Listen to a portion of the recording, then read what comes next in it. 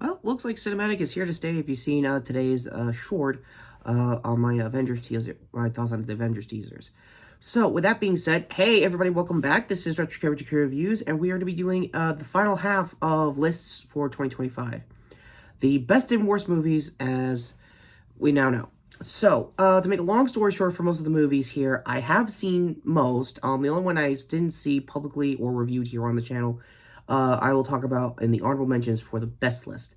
So, with that all big stuff out of the way, also go to my previous video on how I handled my top fives on the TV lists and how that was a minefield trying to figure out basically what was going where. Let's get to it. So, for the honorable mention for the worst list is Cleaner. I actually watched this. This was one of the rare January movies that actually makes this list, even for honorable mention. It's that Daisy Ridley Die Hard knockoff movie that was out around the same time earlier this year. There was a lot of January contenders, Flight Risk being one of them. Yeah, if you've seen the bold, like, memes so far of Mark Wahlberg, now you know. Main reason I didn't do a full review for it, even as a January movie, go to when I did Under Siege, is that it was Mel Gibson directing it, and I have a very, very complicated, I guess, history with him on an acting scale, and his personal life is, again, a minefield. So much like the Kardashians in the last list, yeah, definitely Google it yourself. So, on to the actual worst list. Well, oh, one problem on my number one, and we'll talk about that in a minute. Yeah, Tron Ares. To make a long story short, this was a weird attempt of a movie, and yeah, sorry for the pause here, but honestly, stunted acting is basically nothing compared to whatever the hell the method acting that Jared Leto was doing this time around. So yeah, more on that on my full review.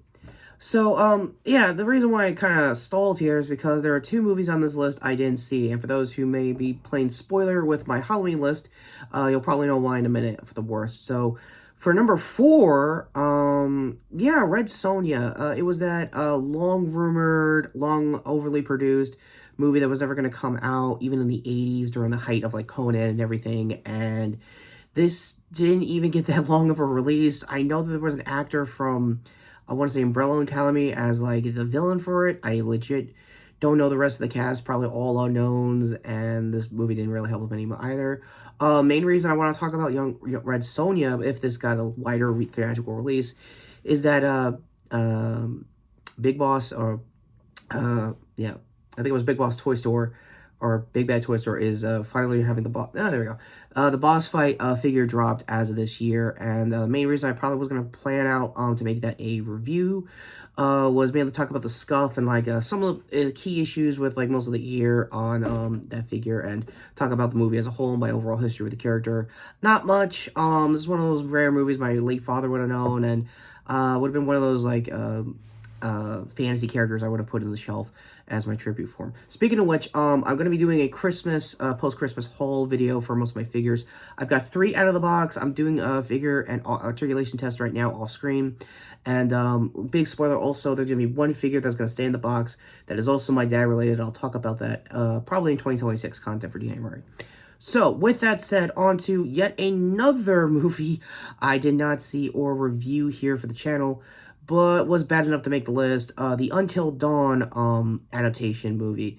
Yeah, to make a long story short, it was a very creative concept if you saw the trailers like I did, but it sounds like the execution wasn't really there, so that's kind of the criteria for most of my top 3, is that I do see you or I don't see enough of you. That's kind of the whole thing so far for the worst, so excuses aside, outside of Tron, number 2 is actually something I did see and was almost going to review, but never got the chance to.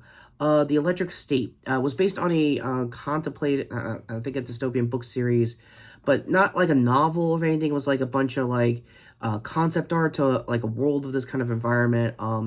You probably remember a little bit of it because it was the biggest biggest budget for a Netflix straight-to-streaming movie at $300 million, and Millie Bobby Brown and apparently Chris Pratt couldn't be enough of the casting, and a Mr. Peanut, Woody Harrelson. Now remembering that was a weird ask for the robots. Long story short there.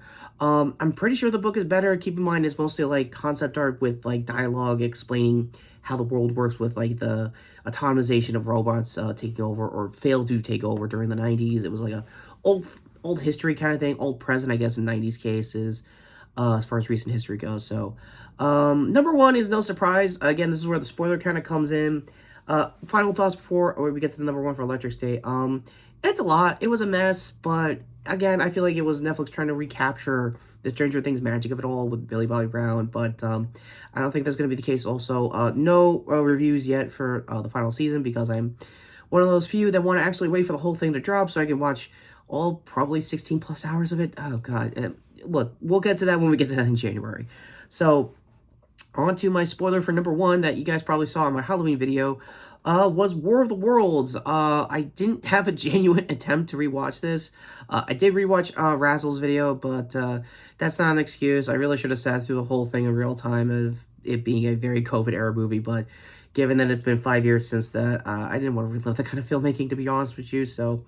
not the criteria to automatically get a number one. It has a lot of memes to rewatch in a funny bad kind of way, but I don't know, I'll probably pick a time for it with like friends or whatever just so I get dunk on it, hopefully. The good news, however, for most of the best list, I've actually watched, and another spoiler for my number one as well. So, first and foremost, my honorable mention, and yes, I actually watched this, and I'm going to talk more about it when The Bone Temple comes out later next month, or in this case, next year. 20 years later, I legitimately love this movie. There was a lot more going on with, like, the world of, like, this small island town long before, basically, more, like, advanced versions of the effect to come out and stuff like that. Again, I won't talk too much about it, but I will say this. The kid that played Spike in that movie definitely put more weight and energy than I thought a kid actor would in this heavy of a role. For Jodie Comer, Aaron Taylor Johnson, they're really good for what they could do, given the circumstances of how the world was moving on without Britain in this version of nowadays world with the post-infection, I guess, long story short there. And yeah, the more about that Doctor character that Ray Fiennes played, the better. I will definitely talk more about that with Bone Temple, hopefully later next year. So, on to most of the top five I have talked about and have made content off of, especially number one. Sorry for double downing on it, but there's a good reason why.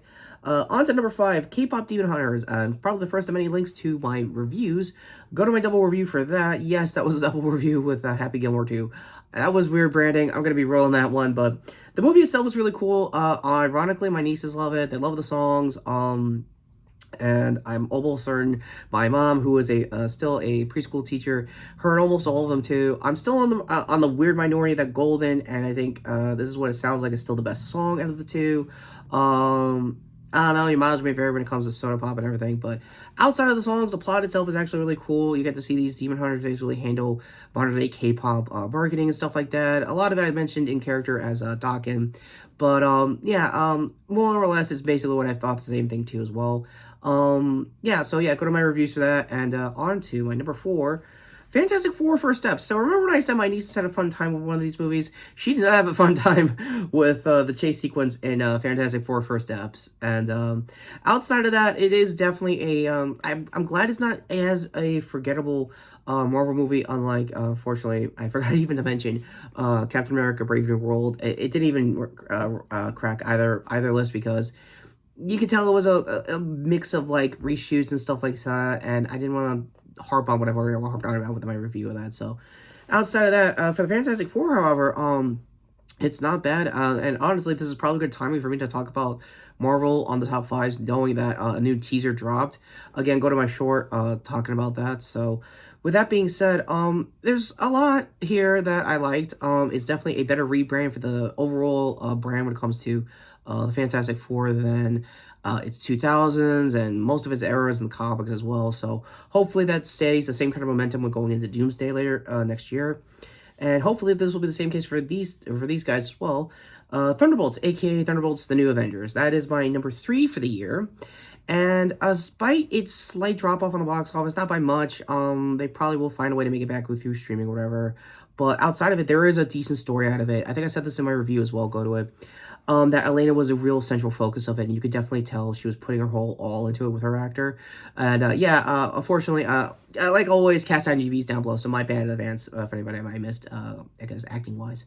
So, not really too much to write home about. David Harbour's Lexi was still the funniest part out of all of it. And yeah, this was a very Lexi year for him and Marvel Zombies as well. And yeah, obviously Harbour in general for Hopper finishing out Stranger Things.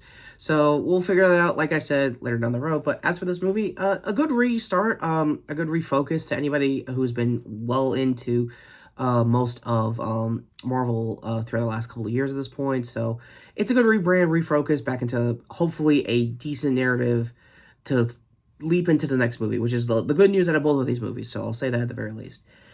On to my last two. And I was back and forth with both, and I'm not going to swap. Gonna be real with you. Superman is my number 2 best movie of the year. What's there that hasn't been said that has been said about Corn Sweat's version of the character? It's leaps and bounds better than what even Henry Cavill could have ever done a good decade ago. So let that be as it is. I mean, let that sink in. Rebranding, I guess rewording my buzzwords aside. No, with all seriousness, this is actually a decent movie. I really want to rewatch this, especially with my mom, who never saw this in theaters. I saw this with my brother. We both loved it. We both got a decent idea how James Gunn is going to be handling his version of DCU in general. And hopefully, if they ever do a Bat Family, I don't get to do Jason voices anymore and just do a deep voice, because, yeah, my theories are showing, and you could tell. So, yeah. So, again, on to my spoiler order of it all. My number 1 best movie of the year. Yeah, no duh, it is Sinners. I sung the praises of it on my Halloween review, so again, go to that. I'm not going to talk too much about it. I will say this is a great horror. It shows a lot about Black culture in the time when it comes to like that kind of music, when it comes to jazz, or I guess blues, just shifting and changing. And then there's like the vampires of it all. It's very nice. The gore was really good. It has a good shot of being one of the few horror movies to get Oscar contention, which I hope would be the case. Yeah. I'm not gonna go on and on. It is actually a decent movie for what you get. It's insane to see how the director of it is still trying to fight for a owning the rights clause for like a 27-year kind of timeline. Go to the I guess news article for that down below. But yeah, the rest of the cast is fantastic. Haley Steinfeld was going places I didn't think she could actually go as an actress, so good on her there, just saying. And, yeah, I'm not going to waste too much time like I did in my overview with the TV list, but that is the top 5 as it is for the best and worst. Here's the list right now. Go ahead and look, pause, all that noise. And, yeah, with that all being said, we're done for 2025. So, thank you again for watching. Thank you again for putting up with me this year. And in case you can tell if how I'm feeling a lot better, yeah, I was very sick doing in between these top 5s. You could probably tell, especially in my latest shorts. So with that being said, end cards finally coming up to said latest short on my overall thoughts so far with the current teasers for Avengers Doomsday. I know there's 2 or 3 more showing up. I know there's an X-Men one that is rumored to come out next week as well, so I'll probably talk about that with an entire X family, or I guess Wolverine family retrospective of most of the Fox series. I'll look at the call versus any movies I haven't really talked about. I'm pretty sure it's X2. Outside of that, don't know after that. Other hand here to my previous list for the year as far as the TV side of my reviews go. Yeah, probably. At this point, we're gonna call this default gear here. To sub the channel, hit the notification bell down below. High point this video if you are a mobile subscriber. And with that all being said, Happy New Year if you're seeing this, hopefully when it comes out on New Year's Day. And until next time in 2026, yeah, I'm going to give these Stranger Things one more shot, because what is happening with Will? And more importantly, do I have to yell about your Snap? Because I really don't wanna. Really?